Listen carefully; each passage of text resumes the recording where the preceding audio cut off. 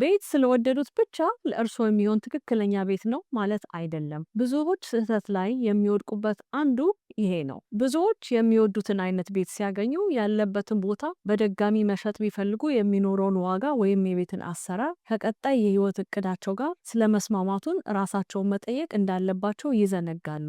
ስሜትም በምክንያታዊነት ይተካል። ገዢዎች ካዩበት ቤት በቅጽበት በፍቅር ሲወድቁ አይቻለሁ። ነገር ግን ከወደፊት እቅዳቸው ጋር የሚስማማ ቤት እንዳልገዙ ወይም ድጋሚ ለመሸጥ የሚቸገሩበት አይነት እንደሆነ ዘግይተው ይረዳሉ። ዋናው ዓላማ የሚወዱትን ቤት ማግኘት ብቻ አይደለም። ቁም ነገሩ ዓመታት ቢያልፍም ሊወዱትና ተጠቃሚ ሊሆኑበት የሚችለውን ቤት ማግኘት ነው። በእነዚህም ስሜትና ምክንያታዊነት አስታርቆ በመሄድ በውጤቱም የግል ህይወቶን ከጭንቀትና ከፋይናንስ ኪሳራ ይታደጋሉ።